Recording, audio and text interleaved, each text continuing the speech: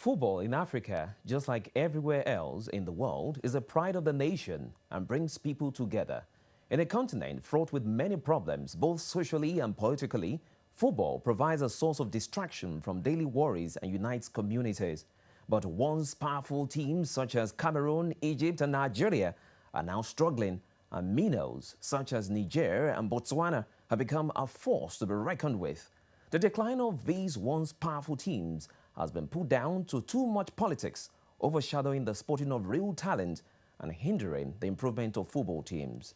Today on Hot Seat, we ask, has African football become too politicized to the detriment of performance?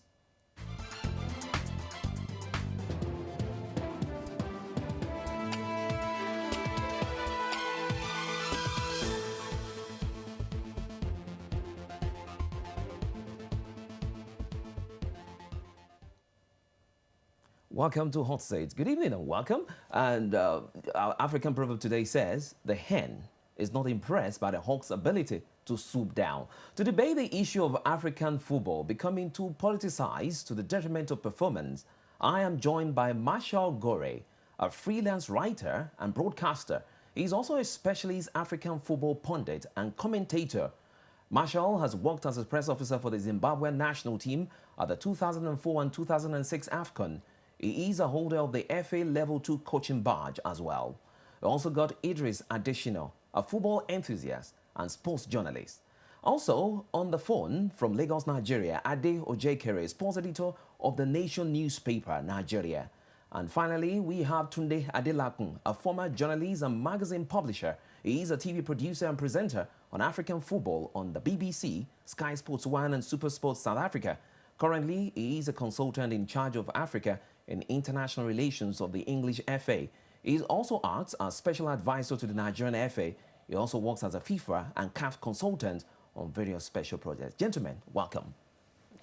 Okay, Thank you. Let me start with you on the phone, Ade, from Lagos, Nigeria. Ade, what led to the decline of formerly great teams in Africa, such as Cameroon, Nigeria, Egypt, and to some extent, Ghana? Well, for me, the first issue is that there is no succession chart in all of these countries. In Africa, especially Nigeria and Cameroon, we build from the top and the bottom is there for chance. And that's because we always encourage age chicks. So when you have a crop of boys, 20, 30, doing well from, say, 90 to 94 in the case of Nigeria, thereafter, all of us are either too old to make the team, and it's at 80. So that's one. Two, the way in which we pick coaches through middlemen, we pick coaches through outside. And so what you get is that even when our boys who do well in Europe come here, they find out that the coaches cannot cope, coaches are not just good enough, even as to speak. And let me move to Marshall. Some will say the problem lies more in the selection of players. That's why African teams are not doing very well. Do you think African teams are having problems of selection, looking at, maybe they are not looking at the quality, they're just looking at the players they know, like maybe the players playing in the Premiership and just bring them in? Yeah, I think there's a tendency that you place a lot of focus on your foreign-based players when it comes to national team selection. But that obviously has been a trend, and it has obviously supersedes the local leagues that we have. But looking for a very good example of ourselves, Zimbabwe, we don't have a lot of foreign-based players, where our national team draws predominantly from most players who play in our local league and players who play in South Africa. What we have, judging by the games we have played with the so-called super giants of Africa, there hasn't been much gap or difference in terms of the quality of our performance with those teams. So this sheds more light to show that there is also talent locally. But yes, there's a tendency to over-focus on foreign-based players who might not be performing at the highest level in their respective clubs. But the fact that they play in Europe gives them pretty much more precedence to be picked in the national team. Okay, we'll still get back to the foreign-based versus the local-based players. So, well, let's go to Idris. How possible is it that politicians interfere in the affairs of football on the continent of Africa, just like what happened in Nigeria recently with the president? Yeah, I don't want to see it directly in that light. And you know that, let me quickly draw from an African proverb. There's this a layman who carries a load. And you have the tendency for you to see the layman that, look, your load is swagging. It tells you that you are looking at the top, whereas my problem is from the bottom. I am a layman, so whatever I do will be the structure of my leg. The structure of African football is that it's a country without focus, a continent without focus. There is no single country in Africa that has a blueprint on where the football of sports wants to take us to in the next level. Where do we look? Ade Ojikere talked of regeneration. There is no succession. So if there is a document that says, this is where we are now, this is where we want to be in the next 2-3 years, in a graduating level like that, that succession will not be there. It will have been a map. And that tells you that without that plan, any other thing, be it commerce, politics, government, can come in and distort that. For instance, now, you're talking of government interference in football. Who is that African head of FA, apart from the country that just won the African Football of Nations now? Zambia. Who is a professional? Every other person is appointed based on his contribution to the presidential election, not on the merit that you are a football administrator, but because of what you have done to president. It's also about compensation for what you have done to the presidential campaign. In that wise, you have just been sent there to make your own money and recoup from what you have done to the president and not to do exactly what the country wants. Okay, Tunde, we're still talking about politics and football in Africa. Nigerian president disbanded a team a few months ago, and then FIFA had to interfere or even call them to order. But is it right for the government to come into football, but looking at the fact that they also fund football? That final point was what I wanted to say, because there's a big mix between the saying that says who pays the piper dictates the tune, and we take it to the letter in Africa. We take it so much to the letter that we feel that because we release money to the football federations, we reserve the right to do whatever we want to do with the team. Now, is it right to disband a national team? No, I don't think so. Not by the government, not by anybody. The national team belongs to the nation. It doesn't belong to the government, nor does it even belong to the Football Federation or Association. We're just custodians of the national team, holding it in trust for the people. And so nobody should really have the moral right to disband a national team. But they invest in the national team. The government puts a lot of money. Don't they have a right to see if things are not working? They have a right to monitor and follow, and then go back. You see, it's a bigger problem. There's a big picture here. Idris has touched on it. Ade from Lagos has also touched on it. It's about what plan do we have? If there's a solid plan, a 5-year plan as to where this country wants to be in the next 5 years, then the government can be the monitor, can actually just oversee. And when we're being derailed a little bit, they pack us back into place and say, look, you're not doing it right, this is how you should be doing it. Not by disbanding and bringing in a whole new team of another bunch of people who probably didn't know the genesis of what the problem was and are not likely to know. They're just going to muddle along and make their own mistakes. But don't also forget that the people we are looking about also draw their support, their national support, from the glory of football. Okay. They attach their campaign and their success at the presidential election to the glory from football. Okay, let's go back to Ade on the phone.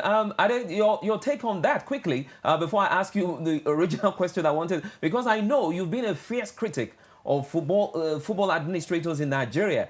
And with what happened in the recent time with the government disbanding the national team, what do you think can be done? Is it the fault of the government or the fault of administrators that things were not moving fine? In Nigeria's case, I'm sorry to say, each time we have a sports minister, even if we have 28 other sports, he feels that he must interfere with football. That's because they're still in the past using the Decree 101.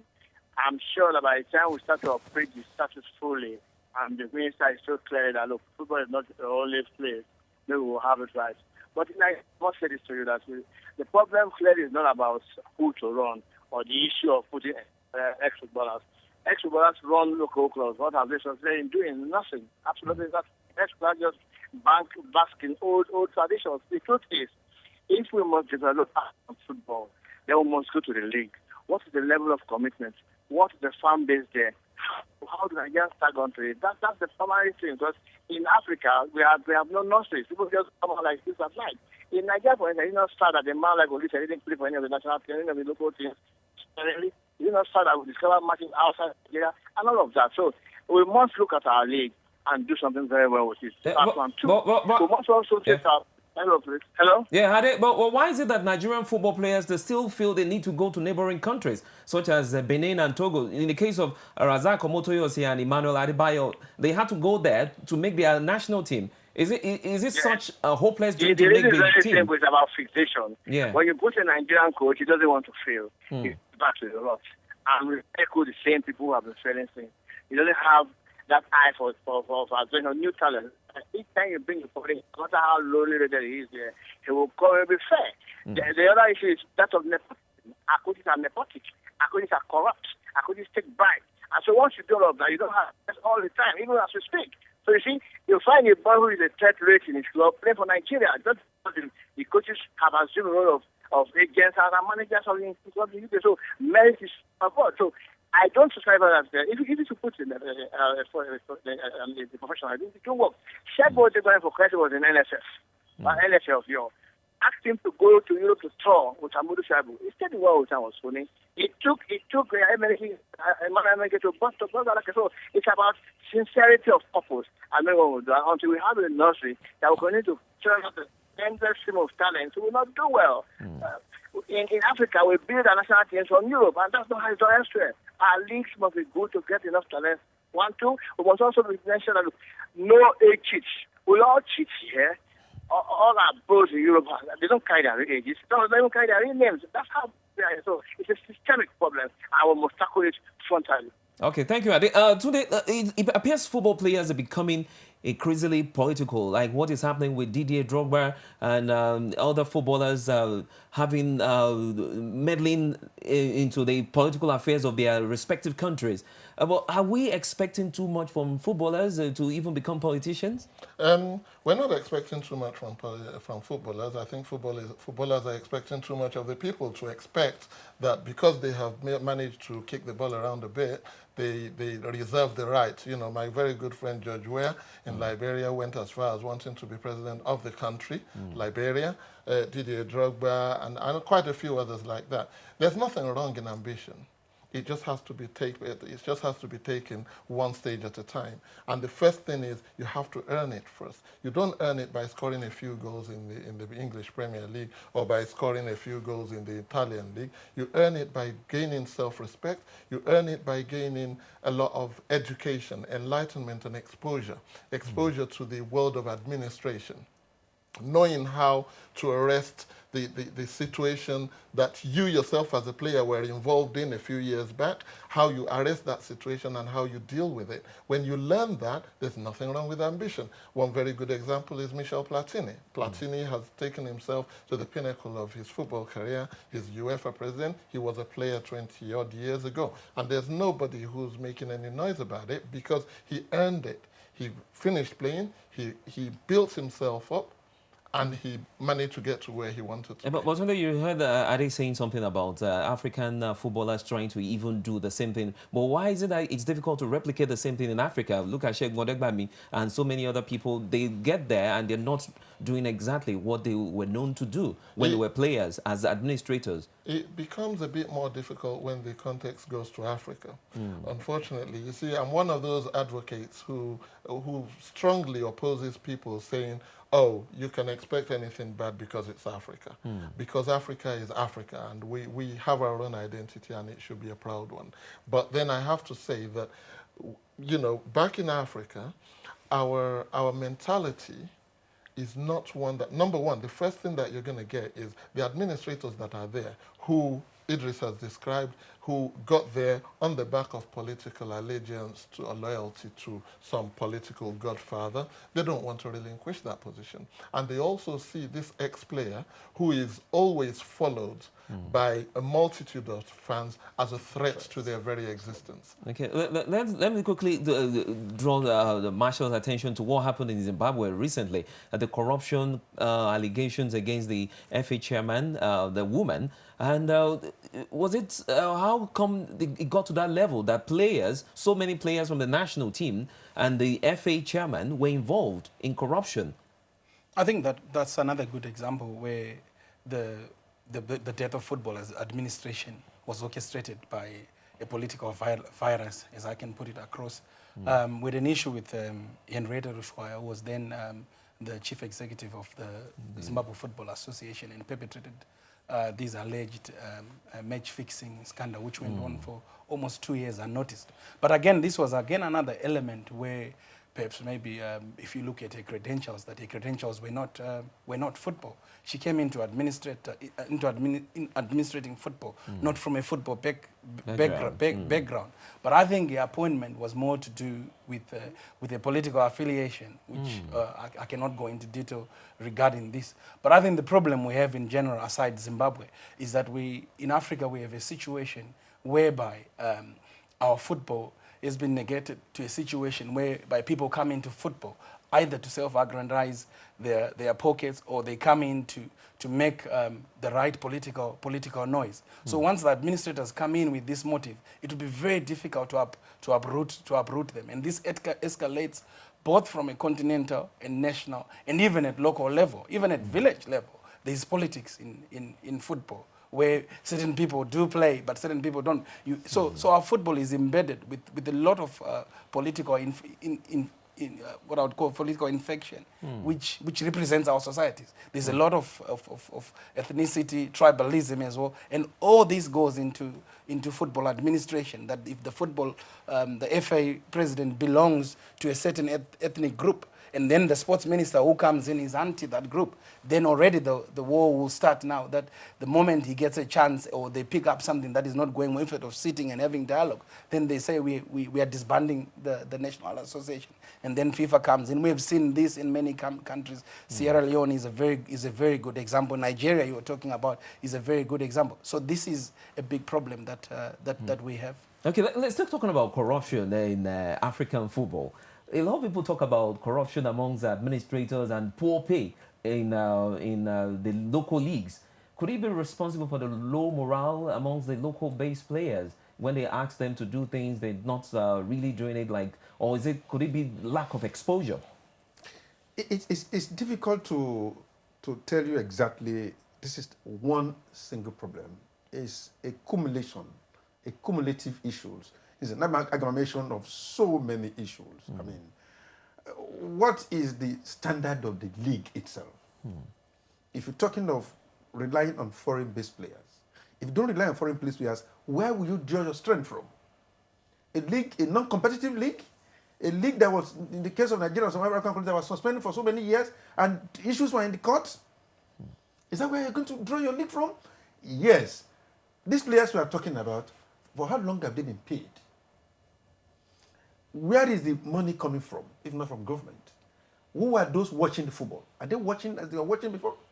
Yeah, but Idris, I would like to draw you to the South African League. The South African League is one of the best in Africa. There's so much money, so much coverage. Yet South African has never really won the World, the Nations Cup. Maybe they won it when they hosted Nigeria wasn't there. But it's like we're not seeing that. It seems that the South Africans have the money, they have the investment, but we're not seeing the vibrancy.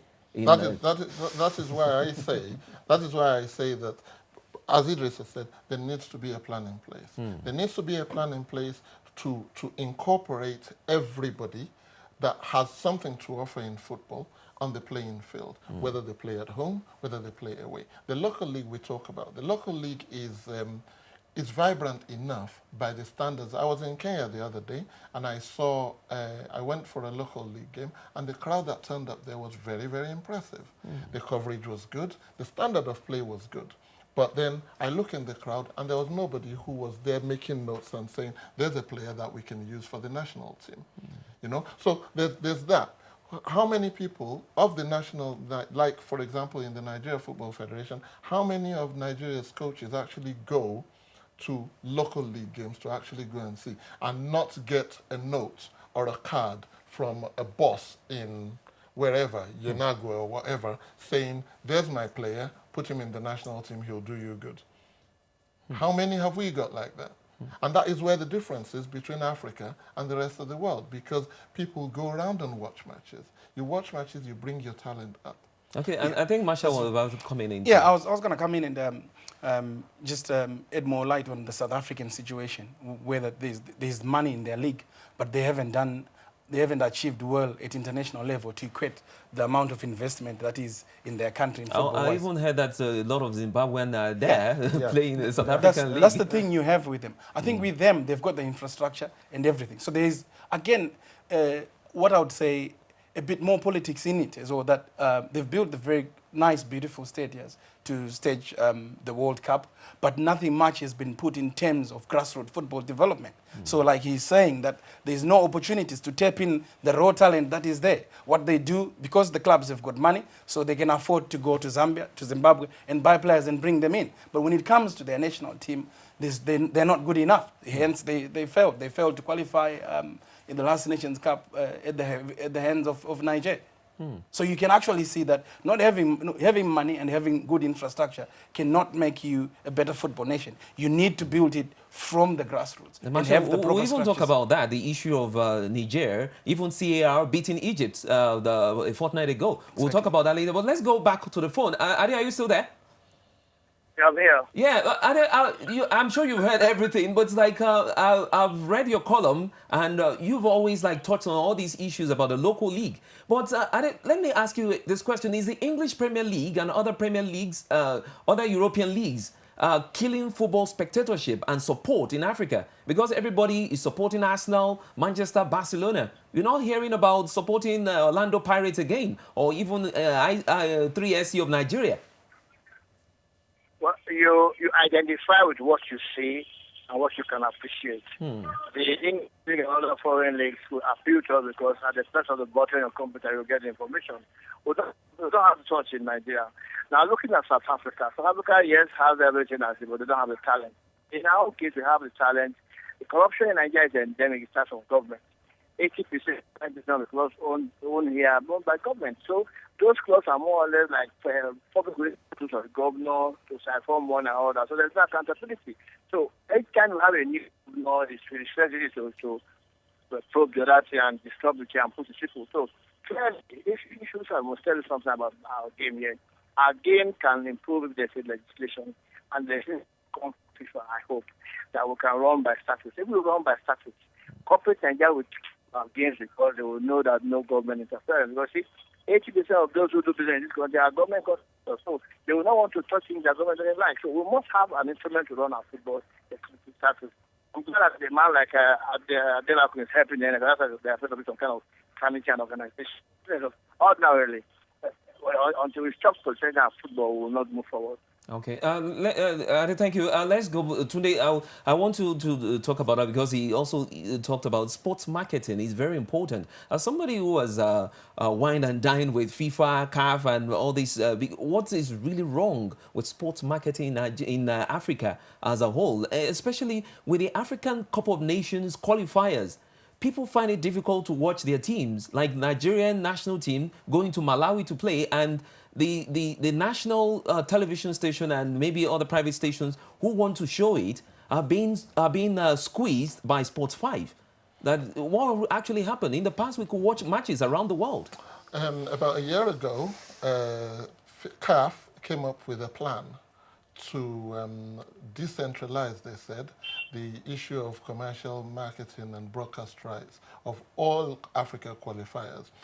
Their objective at the time was, one of the things they said was, in order to make it available and to make funding and money available to every country. Because what you find in the past is that games that involve Nigeria, Cameroon, South Africa, Senegal, Egypt, and a few other of the big nations, very, very heavily subscribed. SuperSports will be rushing to buy. You sell the rights to that game for as much money as you possibly can lay your hands on.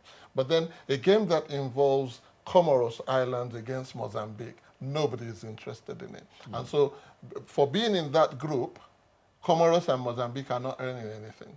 Nigeria and Kenya, or Nigeria and South Africa in the same group will be earning all the money. So the objective was right. However, the execution was a bit wonky, if I could say, because I now found a scenario where they've now said that Sport 5 should take over the centralization of the marketing rights to these games. And Sport 5, being a business that is being run and profit-oriented and based on wanting to generate income for themselves to make it worthwhile, they now pick the countries that they go to. The first challenge that they had, for example, in Malawi, was who is going to produce this game. We're happy to put it out for people to watch, but who will produce the game? Malawi didn't have any local broadcaster that could do international standard broadcasting. And therefore, in the past, when I was many years ago involved in the business of rights buying and that, I will import professionals from South Africa to do anything for me in Lesotho, in Malawi, in that corridor. Yeah, but today, what we heard, allegedly, that Hayatu's son was involved in all these deals, and that's why, like, they are just like being greedy about it. That's why it's hard for Nigerians, Egyptians to watch their national team playing in Malawi or playing in Lesotho. Hayatu's son just happens to be a part of a company that was accorded the rights to the commercial rights to Africa Cup qualifiers. We cannot attribute the blame to Hayatu's son. We can attribute the blame to a general weakness of the administration of it, and also, I have to say, the federations involved. The federations involved, Nigerian Federation, Ghanaian Federation, Egyptian Federation, why did they accept it? Why did they accept it from CAF? Why did they allow it to happen? I advocated against it. Even I heard South African broadcast actually had to like walk out initially, something. We had a meeting. I was a part of that meeting. We had a meeting, and people stood up and objected to it. And then they said, no, you guys, take the paper, go and study it. When you finish, when you go through the study, come back to us and say whether you agree. Okay, so we'll have to take a break now. We'll go on a commercial break. When we come back, we'll talk more about all the intrigues, sports marketing, corruption, and everything with Tunde Idris, Marshall, and also Ade from Lagos. So it's still the debate on African football. Has it become too politicized to the detriment of performance? I'll see you in a moment.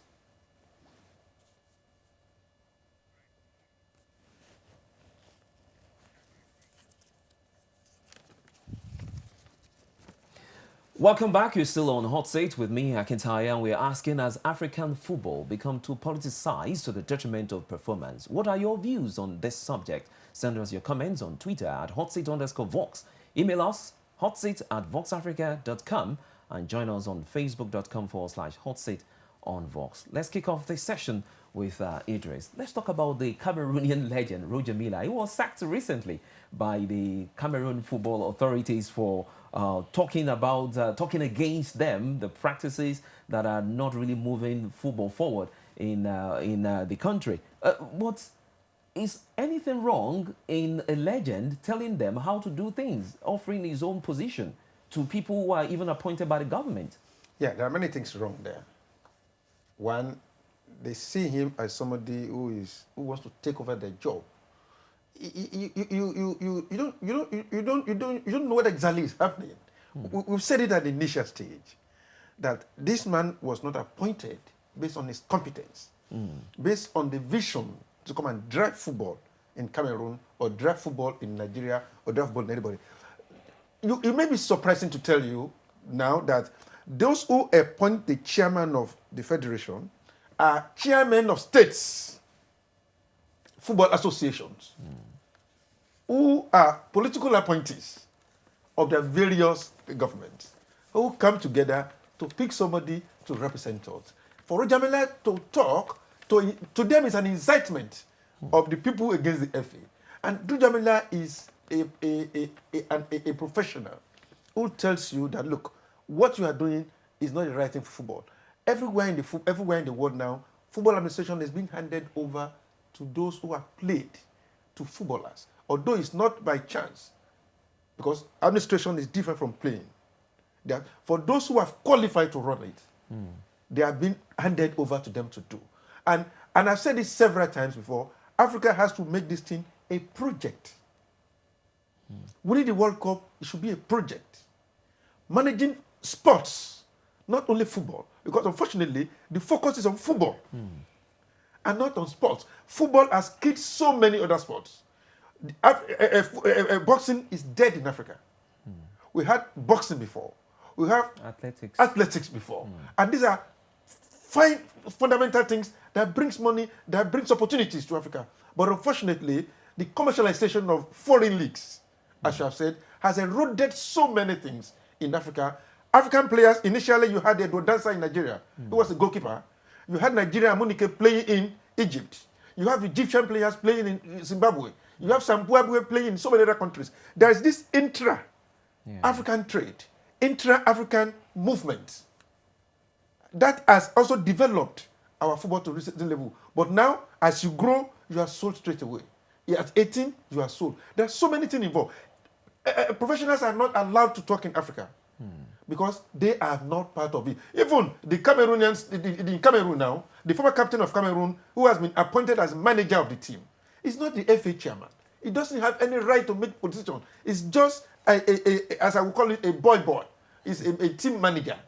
And what has he done? He has come up with a list of do's and don'ts. Okay, still drawing inspiration from what you have said. Let me go back to Tunde. Africa has the capability of producing sensational players. And we also have the capability of, even Pele had to say that Africa might win the World Cup. That was some years back. He said it. He predicted it, though his prediction went wrong. But he could see the vision. He could see the raw talent in Africa.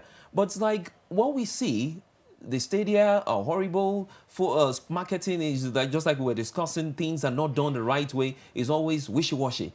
But is it like development of the economy in Africa is affecting the development of football or sports generally? That is making undue and unnecessary excuse out of anything. For the development, football is an institution. Football is an institution that drives the economy. It will drive the nation. Football is the only unifying thing that I know in this world that puts people together. I have experience going to diverse places where, you know, people are throwing daggers at each other until kickoff, and then they come together and they celebrate together when their nation wins games. So effectively, in fact, what we should be saying is that we should wake up in Africa and learn to make football the driving force of our economy and of our society, because that's what it should be. Okay, Ade? Hello, Ade? Yes, please. Yeah, let's talk about something really, really contentious. Foreign coaches. I know it's a bone of contention with African football lovers. And why do African nations dish out a lot of money for foreign coaches when they could have, they could even take people from the home, as in the home talents? And I want to also point out some of the comments made by some of your readers. One person wrote to you, he said, if pitches are good and you media watch the matches and also give quality promotion to our league, the boys will spark with the local coaches. And that's referring to your article on Saturday. And somebody was also asking this question, that why do you have this disdain for Nigerian coaches, that especially Siasi and Amokachi? And you support arrogant players, especially Mikel Obi. I want you to quickly touch on that. Well, I don't have any disdain for Nigerian coaches. We measure a good coach by his last game. And if your last games are bad, you have to go. That's our coaches have no reason beyond their pockets. They must begin to look at Nigeria from the bigger picture.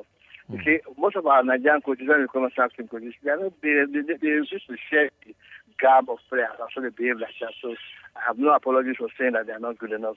Show me one Nigerian coach has done well, and I will praise him. Yeah, but it's like you're beginning to give it to Stephen Keshi now, and it's like you're tired of his experiments on with home-based players.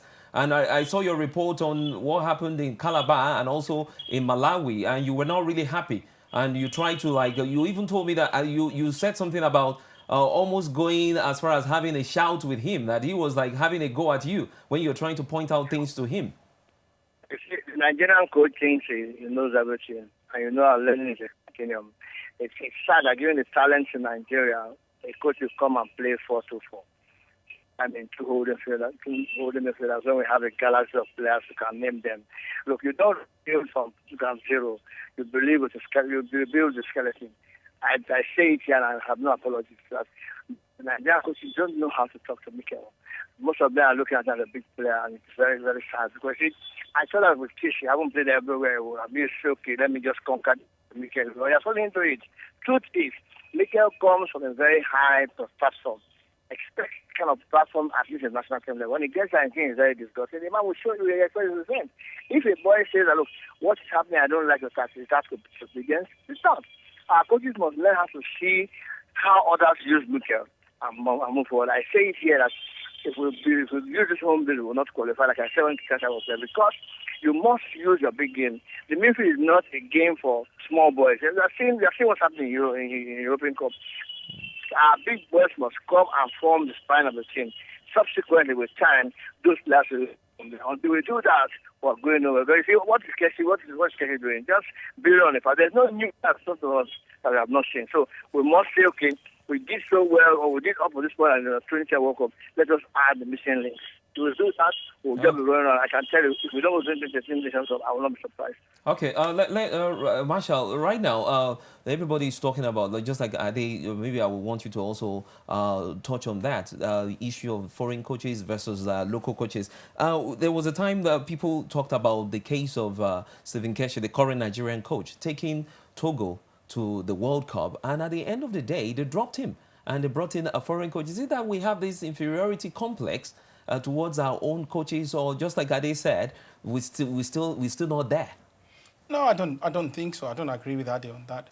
I also think that there's always a myth in African football that experts are the best in terms of developing our national teams, but I don't agree with that. I'll talk about my own experience with the Zimbabwe national team. We're not a giant of African football, but we've been to the Nations Cup twice in the last 20 years. And the only time it has happened is when we were taken there by local-based coaches after an experience of hiring, I think in number, 15 to 20 experts in succession, with the dream of trying to build up this first maiden appearance at our Nations Cup. But when we did it in 2004, for the first time since independence, it was through a local coach, Sunday Marime, a local coach.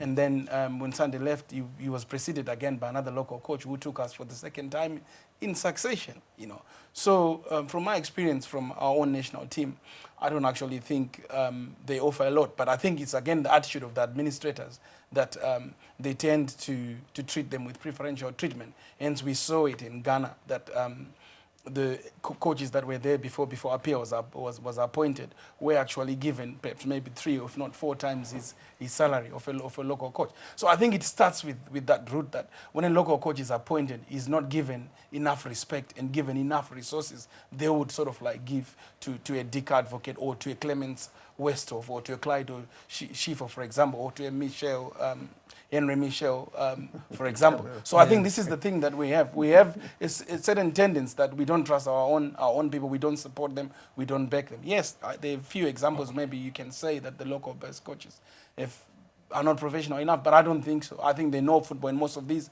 are ex-professionals that have played predominantly at the highest level. You're talking of Keshi himself. I'll also get to, because I know Idris is pregnant with, who wants to really bust on that issue. But Ade, I want to get back to you. Like Marshall said something, like, don't you see it from the perspective of the fact that the administrators don't give 100% support to local coaches, and yet they expect them to perform, just like Vestergaard did in Nigeria, with the support of the former vice president, Homo then?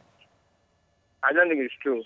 The Homo example is so simple because there was a certain Undukao, who was a football diehard, and so provided the platform for Vestergaard to get there.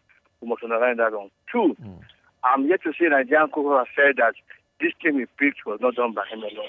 Most times they give them free hand. But you see, that mercantile tendency is always there. They only pick 11 good players and make the rest what to put in their pocket. That's a fact. And so we must begin to see that, look, you have been everywhere. Let us know the parameters of picking players. You drop a Taiwo, for instance, and you pick somebody, it's a third rate in chat. It's a fairness. If you actually tell the company, you think it will come and give it there, it will not give it there. So our coaches must say to us, what are your parameters? Then we'll know. Okay. You think I can tell you, Keshi, Amodu, all were given free hand to pick their players. Not one of them said anything to the contrary. A major press conference, they come and they bring it in their pocket and they defend every other. So you should not tell us that. All of that is when they only talk about that when they fail. Because they punish us and say, play. Our coaches are the rest. Okay, thank you. Let me just quickly get Idris' reaction. Ade is one of them. Ade, did you hear that? Ade, did you hear that? He said you're one of them. Ade Okejere is one of them. And just as though Nigerian media, or the media generally, are part of this problem. No, how many of these media are consultants to this ethics? No, look, in my own job, I tell everyone what I want. They don't give to me, I resign. Look, if you cannot get what you want, for Christ's sake, leave the place. Just leave the place. But you come and you polish us and then you feel because I think a lot of Nigerians still believe that thing, that because I've heard a lot of Nigerians saying that thing about us broadcasters and journalists, that we are also consultants to these NFF people, that they give us money to promote all these players. Even a lot of people have said something about you that is like you promote some of these overzealous players like Yakubu and Mikel in your newspapers just because you really like them. And just like that is a big lie. If Mikel scores a goal in movie like it, doesn't agree me to do that. That's a big lie. The big boys always do very well. Everybody scores a hat trick. Is that a goal? That's what I'm talking about. Okay. I can tell you, they don't even know me face to face. That's what I'm talking about. They don't even know me face to face. Everybody doesn't know me. Okay, I will get back to you. Let me just get Tunde's reaction on this issue. We have the Cameroon legend, Roger Milla, and also Chelsea's technical director, Mike Emenalo. He's from Nigeria, and they're doing very well, especially Emenalo is doing very well with Chelsea. Why can't we look towards people like that, and they're just there? We'll look towards people like that if people like that come to the federations and say we want to work and come with a mindset that they're interested in working, and we have an administration on the other hand in the federations that is prepared to listen to them. Well, Sunday Olise of Nigeria was ready to take over, and I'm sure Ade could also talk about that, but I don't know what happened. Sunday Olise was ready to take over, but the fact that he's Nigerian, the fact that he's gone out and done work elsewhere does not make him an automatic choice. He has to earn it. What has Sunday Olise done? Sunday Olise captained Nigeria for quite some time, and then he moved to Belgium. And the last I heard of him, he was a technical director in a Division 4 club with no direct coaching experience, with no direct coaching knowledge or exposure.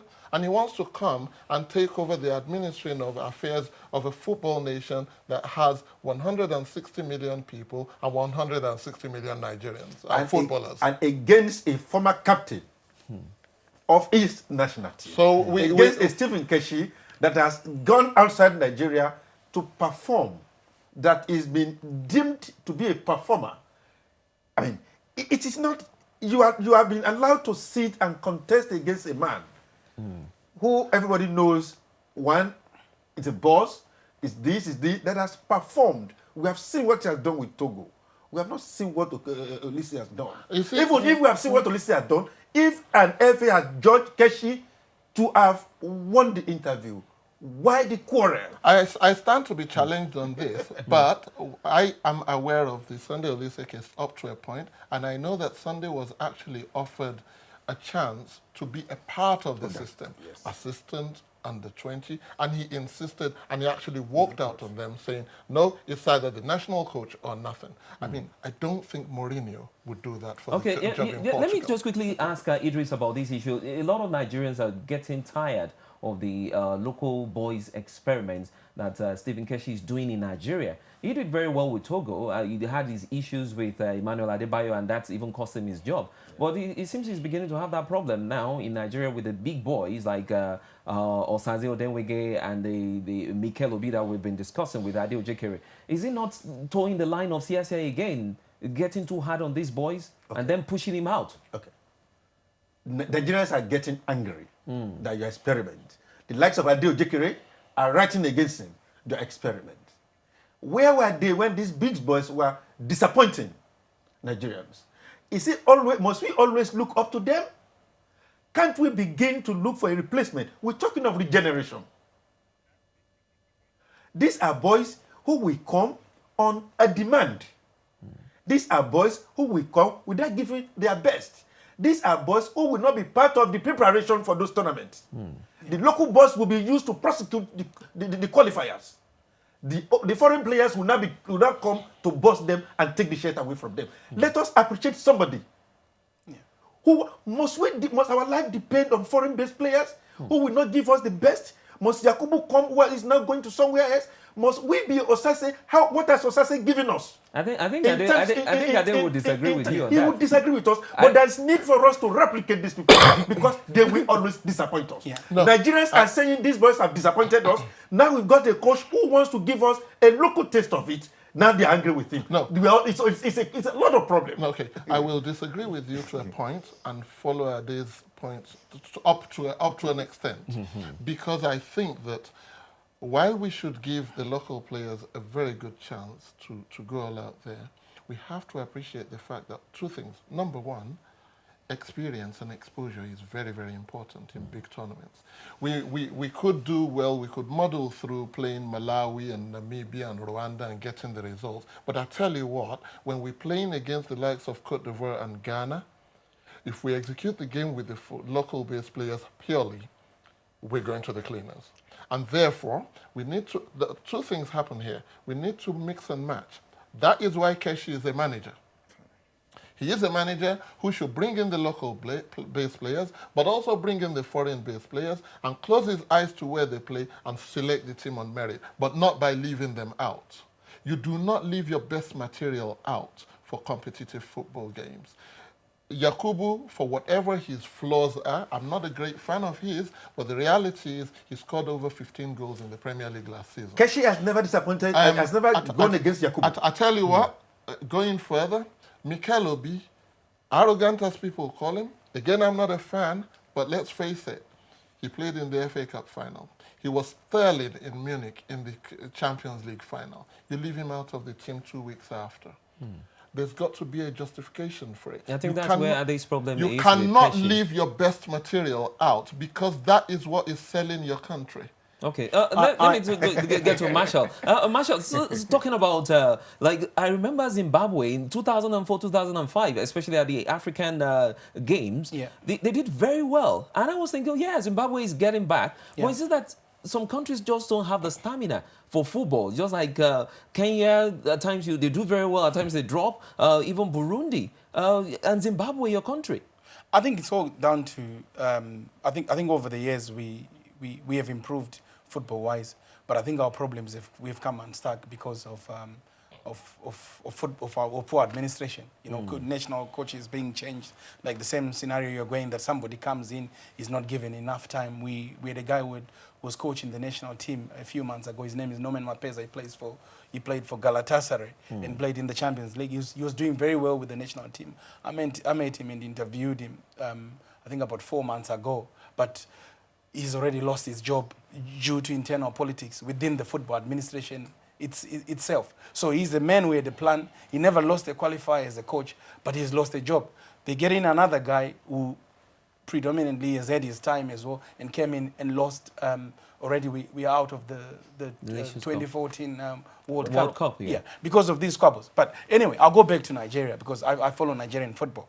I think Nigerian people, Nigerian media has to be prepared for change.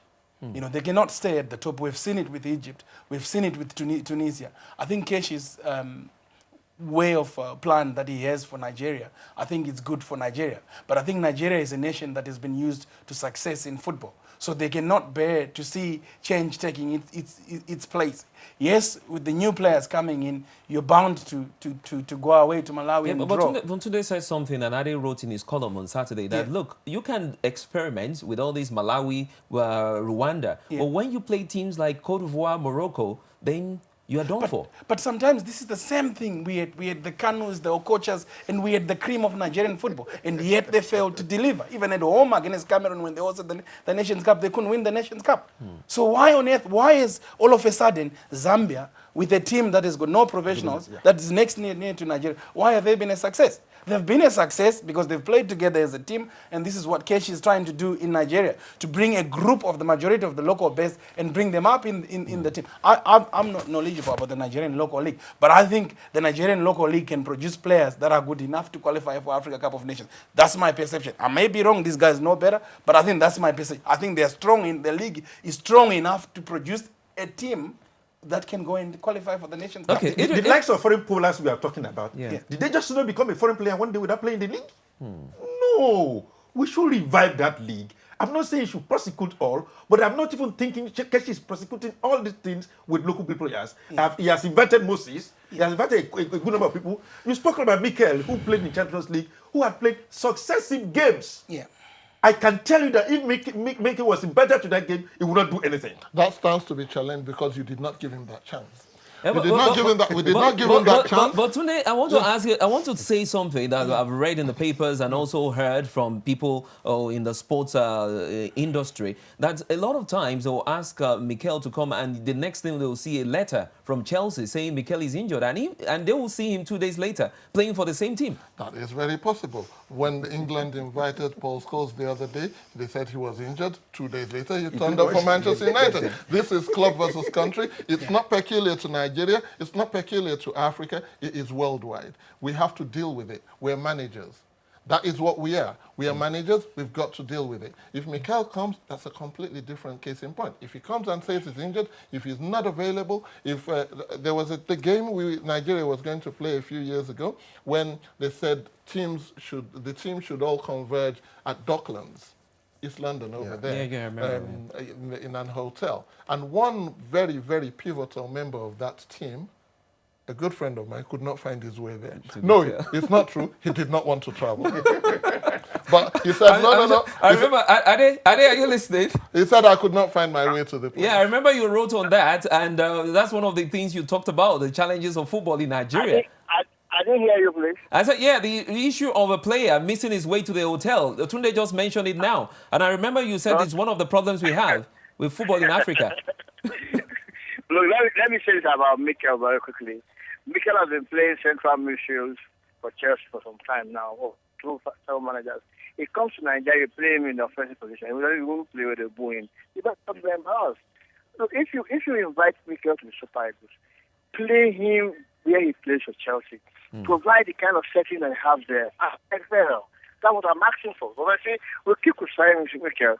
A big boy comes, expects to play the position in his team. He comes and says, okay, because he played in 2005 or 2005, he's not saying he should play. No, that's not where he should play. And he's getting good. He has family. He has people. And then just say, look, if they want to play where I will play in Chelsea, I sit at home. I tell you, if Keshi brings Mikel and plays him in his position in Chelsea, he will play well and will Okay, win. Let me just quickly ask Idris a question. There's been this resurgence on the continent of Africa. You see teams like CAR beating Egypt 3-2. You see even Niger edging out South Africa to the Nations Cup recently. Even Nigeria was nearly beaten by Rwanda in the last time they played in Kigali. Well, what is the magic tonic for all this? Man, they have local-based players, they have local coaches. Yeah, the magic is that they've come together for a reasonable period of time. The magic is that when they needed them, they are available. The magic is that there is no squabble between the national FA and the coaches who will release them. The magic is that they are playing within that tropical environment. And we saw what happened to this Manchester City midfielder. What's his name now? When he plays in African Cup of Nations. Yaya Toure. You see how tired he became in a few minutes when he got to the field. Because the environment in UK is different from the tropical environment he plays. These people are predominantly African-based, and they can withstand the rigor and the challenge there. More importantly, they have been playing together. Okay, The, Marshall, the magic, Idris, is very simple. There's no pressure on them. okay, There's Marshall. no pressure on Can I them. also If there's pressure on them, they will cave. But Botswana came in, they were the underdogs in their group, The Nations and they gained confidence as they were winning games, and then they qualified. Same with Niger. The game between CAR and Egypt. was no pressure. There was a lot of pressure on the Egypt. Egyptian team, and they faltered, they made mistakes. It happens to every team. That is the magic. How can they... Why can't Ade and Co allow Keshi that no pressure But for also, him to perform? But also, Because Nigeria is a pressured society. It's not only in football. Okay, let's allow the Marshall quickly because we're running out of time. I beg Marshall. to differ with Idris, and I think the reasons why I actually think we are beginning to see more upsets now. Yeah. Of the so-called giants actually losing to what the so-called minnows. I think it's because football, to some extent, has become more transparent now in terms of even refereeing. Because gone are the days where you'd probably say a Southern African team would go to West Africa and win a match. That was a taboo, no matter how you play, but you would not. So there is transparency now. I all think over there's the a place. bit more transparency. Hence, you're seeing more sub-Saharan teams Okay. and even to some extent teams from like TP Mazembe, even in the African Champions League, doing faring much better. I actually think in the yesteryears, yes, I know the powers of football, Nigeria and Cameroon and Egypt. But I actually think also in the likes of Morocco, where there was a lot of inequality in terms of refereeing. There were favored a lot of decisions when their way, and they dominated football We because are of that. politicizing this issue. Yeah, because we of are that not talking of politics. clubs, we are It all talking of comes from national inside, teams. and it goes a long way. But because for Car to win in Egypt and score a goal in the last minute and being allowed the goal standing, and Cameroon, we saw it again when Cameroon failed to qualify for the World Cup. Yeah, they even because got a last Idris, minute I must penalty point out and that I even remember. missed it. Yeah, I remember You know? some years back it was like a taboo for Yeah, sub-Saharan you- African team you are talking, going to you are North ta- you are Africa talking to of, beat you are them. talking of continental trouble. We are talking of national It still teams. happens. Yes. And I'm very disappointed as well that KF actually, if the way they've put the last batch of matches for the World Cup draw, that we're going to have the last 10 teams to play each other home and away. And I guarantee you, if you look at the structure of the draw, all the top big guns are playing their last games at home, and none of them will lose at home. Okay, Commercial undertone now. I think we you've got to just go lost your Christmas card from CAF. when you said something about transparency, CAF was going to send you a Christmas card because they thought that you are talking for them, and then you just spoiled it. with that. Because they've changed it now. They saw that Cameroon failed to qualify, Egypt failed to qualify for the African Cup of Nations. Hence, they've readdressed it Okay, now. we've got to leave, but I've got to ask a very simple question. First with Ade, do you think an African team would win the World Cup very soon? Ade? Not in the next 30 years. Okay, and for Because of the and way for we are. Idris. Not in the next 30 years Coaches as well. must Okay. see it as a business. Okay, and today, what do you think? I don't think I'll live to see it. Oh, Marshall. I'm going to be optimistic maybe in the next few years. Or maybe Zimbabwe might win it. Okay, thank you, gentlemen, for coming on the show. We've been discussing African football, the challenges, the politics, the corruption around it. So you can continue the debate on Twitter at hotseat_Vox. Also join us at facebook.com/hotseatonvox. Email us hotseat@voxafrica.com to leave your comments or suggestions. You can also watch all previous editions of this program on our website, voxafrica.co.uk/hotseat. Next week, we'll be talking about something very important, made in Africa. Do you trust this brand? Until then, it's good night from me.